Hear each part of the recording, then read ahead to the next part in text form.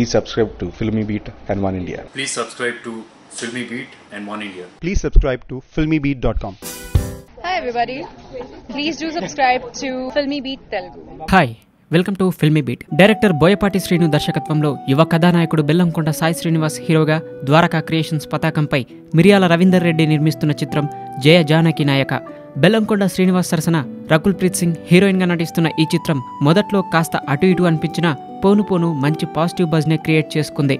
కాగా జయ జానకి నాయక రెండవ teaser July 21న release అయింది. ఫస్ట్ లుక్ ని కూడా రొమాంటిక్ గా ఎంటర్టైన్ అనిపించేలా డిజైన్ చేసిన చిత్ర యూనిట్ ఫస్ట్ టీజర్ ని కూడా అలాగే రిలీజ్ చేసింది. బోయపాటి మార్క్ యాక్షన్ ఎమోషనల్ ఒక్కటి కూడా ఆ టీజర్ లో కనిపించలేదు. కాగా ఇటీవల రిలీజ్ చేసిన రెండో టీజర్ లో ఇవన్నీ సంతృప్తికరంగా ఉన్నాయి. బోయపాటి మాస్ యాక్షన్ అన్ని ఈ టీజర్ లో కనబరిచాడు దర్శకుడు బోయపాటి. ఫస్ట్ టీజర్ లో రొమాంటిక్ లవ్ కి ప్రాధాన్యం ఇచ్చిన ఆయన యాక్షన్ లవ్ తో కూడిన సీన్స్ పై రెండవ టీజర్ ను కట్ చేశాడు. లైఫ్ లో కష్టం వచ్చిన ప్రతిసారి లైఫ్ ను వదులుకోం, కానీ ప్రేమను మాత్రం వదిలేస్తాం.